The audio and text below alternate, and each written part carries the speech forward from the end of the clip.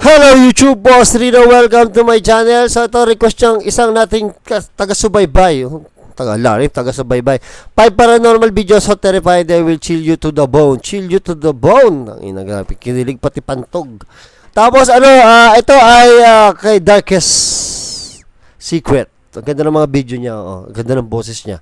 So, ito na, tirahin natin to. Bago pa tirahin ng iba dahil gusto ko na mapanood to dahil paranormal. Mahilig ako sa mga paranormal. My name is Leonor Clay, and this is The Darkest Secret. Today we present 5 paranormal videos so terrifying Ganda ng boses they talaga will nito. chill you to the bone. Part 2. Number 5.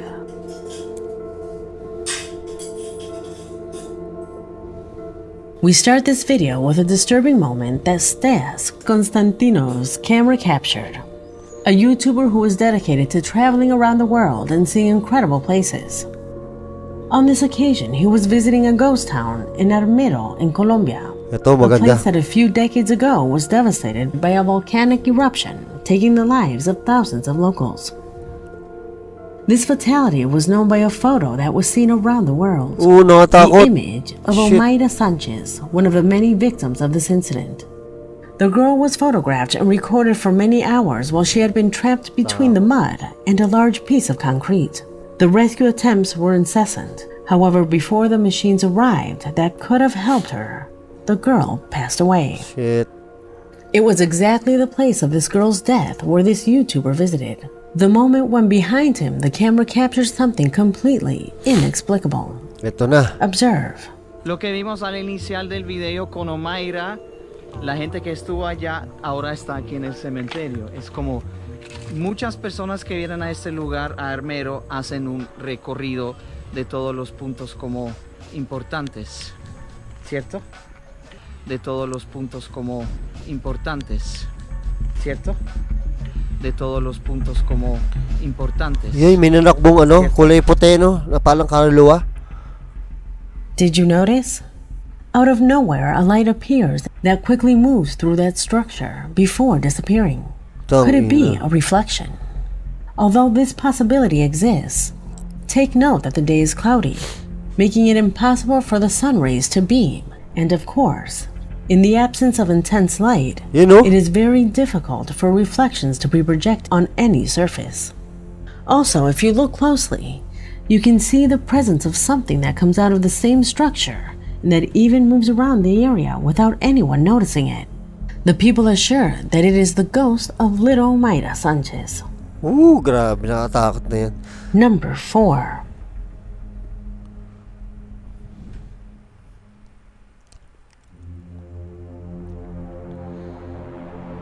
Angelo Vadiano is a young man who recently had created a TikTok account to show the world the happiness of finally finding a new home to live in with his partner and daughter.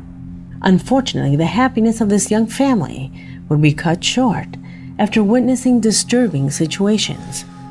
Some of which were recorded on camera and uploaded on their account. What did he record? Pay attention.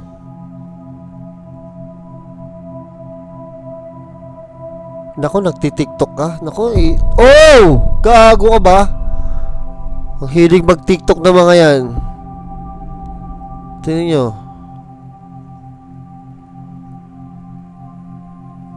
Shit, sa salamin. ¿Quién daba a mi princesa? A ver. Tangina kasi wag yung idamay, wag yung isama yung bata eh.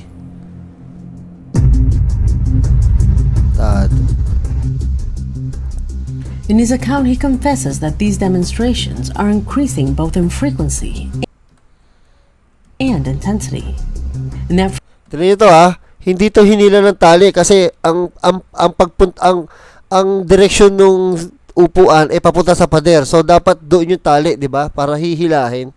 'Di ba? Kung tutulak naman, wala namang tutulak mo diyan, 'di ba? Tingnan niyo. Demonstrations are increasing both in frequency and intensity. Hindi mo malalaman yung totoo at hindi.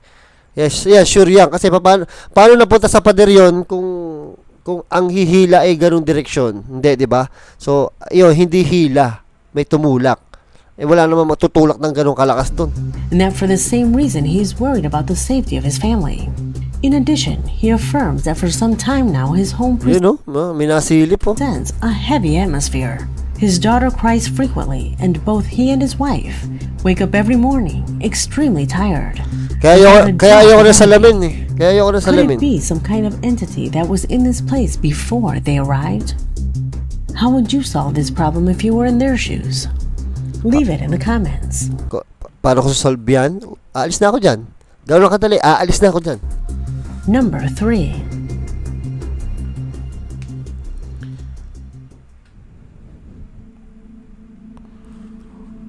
The following recording corresponds to a subscriber who calls himself Scuff Skylar from Jalisco, Mexico, who witnessed an absolutely surprising event. In his email, he explains that one afternoon, while leaving his job and arriving at a corner, he met a group of people who, dumbstruck, kept looking up at the sky. Intrigued, he approached them and began to observe what it was that caught their attention. What his eyes saw that night left him not just surprised, but also terrified. Put yourself in his shoes and tell me what your mind would think when seeing this. Oo, ano yan?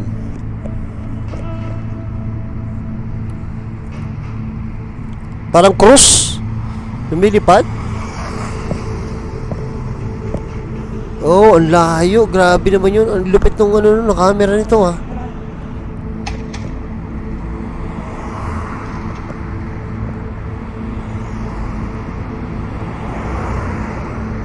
Grabe, parang sa atin yan, saranggola lang yan. Saranggola lang dito sa atin yan.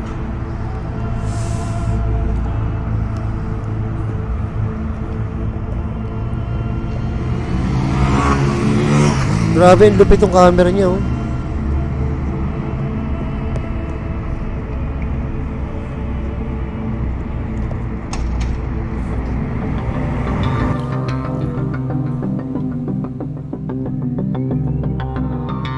Let me tell you that it is not a drone. Its size would have to be enormous. Scuff maintains that this video is not edited, and by how it looks, I can also guarantee that it is not. Hindi, masyado mataas kung saranggola yan. Saw this with his own eyes and tells us that it did not correspond to a bag, a piece of paper, or any other small object that moved due to the wind. In fact, he clarifies that at that moment, not even a small breeze was felt. A strange device similar to a cross, and that maintained a constant speed, always imitating a strident brightness that stood out in the sky. What does your logical denial say about this? Number 2. Grabe to. May mga ganyan talaga, no? Alam mo, naniniwala ako may kasama tayong alien dito eh. Naniniwala na ako nun. Oo. Madalas natin nakikitang alien si Elon Musk. Sobrang genius eh. From Paraguay, Mike Shu, a subscriber of the channel, wrote telling me about a disturbing situation that a friend is experiencing in his home. According to Mike, his friend has been writing to the WhatsApp group they share for some time about certain demonstrations inside his house. And although at first the other members thought he was playing a prank on them, everything changed when rare footage was uploaded to the group chat and left all his friends intrigued.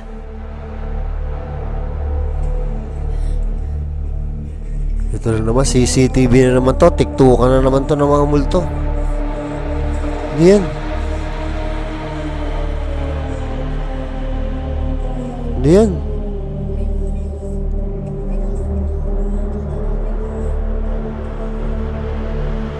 Shit, tumagos. Kaya ako ng CCTV. This camera Maraming sabi, kung CCTV, meron mga ibang video, kung CCTV daw yun, bakit daw ang likot? So, fake daw, kasi ang likot ng CCTV, kasi hindi naman daw malikot yun. Ang hindi nila alam, ang malikot, yung kumukuha ng video, doon sa monitor ng record na CCTV, yun yung magalaw, hindi yung CCTV yung magalaw. located in the interior corridor of his residence captures the moment when a strange and somewhat transparent figure appears in front of the screen. And although Mike assures that the recording surprised the group of friends, Some said that it was most likely an insect that landed on the lens of the device. But just minutes later, the man would send a new clip. A recording that corresponded to a second sequence, taken this time from outside, and where the camera captures something absolutely incomprehensible. Pay attention.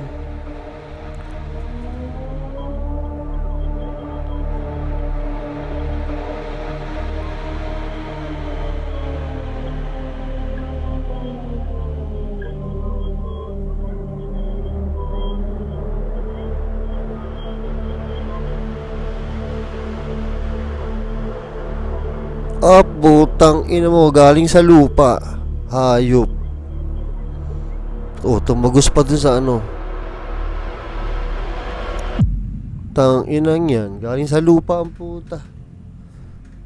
Mabe writes to me terrified, saying that his friend has no idea how to use Photoshop, so editing something like that is impossible. They have replayed the scene over and over again but can't explain what moves across the ground. Watch it with zoom and light correction to see if you really notice what happened. May tao doon? May tao doon, no? Mike and his friend don't know what to do. No matter how much they insist, their parents just don't believe this is real. His father says it's only a bird. No bird. From my experience, this clip combined with the previous one makes me think that this boy's house is being invaded by some kind of demon. According to the occult, harmless spirits never turn dark when they manifest. I wrote to our subscriber about some tips his friend can do to prevent this creature from further influencing his home. I will be waiting for his response. Number 1. Grabe to. Bumangon. Galing sa lupa ang puta. We conclude this video with impressive footage made by Lucas and Judy, the bold protagonists of the YouTube channel Cazadores de Sombras, whose content is mainly focused on urban explorations to abandoned sites. Although this time they ventured down a desolate rural road, where according to Para mga Lucas, there's a Mendes, legend no? that speaks of a woman in white who tries to possess those who dare to travel through those places. Bearing this in mind, they both begin to walk in the dark, encountering the remains of campfires and strange color plants, until they reach a well, where this entity had supposedly taken its own life. After this, they witness one of the most disturbing occurrences they have shown on their channel. Watch.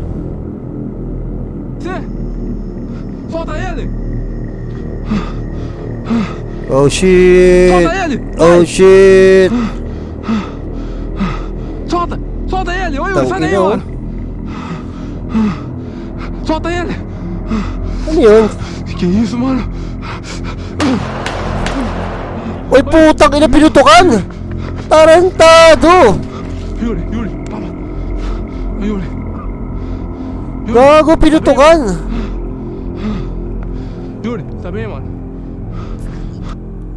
Tapos biglang naglaho, no? Tang ina, nakakatakot. Incredibly, after Judy's loss, Lucas can see with the light of his camera, in the distance, the alleged entity that tried to possess the young YouTuber. Pinutukan, A surprising recording that obviously generated a wave of comments because of how impressive this footage turns out to be, and that has left no one, absolutely no one, indifferent. Puta, pinutukan. What is your opinion on this video?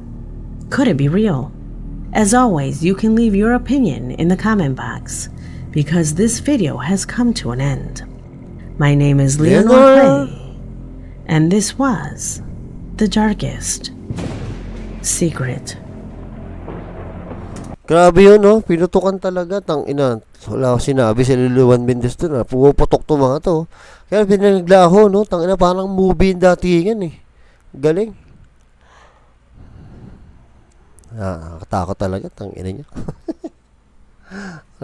Mga request yun. Wala bang request ng ano dyan? Iba naman. Diba? Grabe. Sa nag-request ito, para sa iyo ito, sa inyo na lang ako bumabase kung ano yung reaction ko dahil sa dami nyong request. So yun, maraming salamat sa panonood at hanggang sa muli. There's dirt on my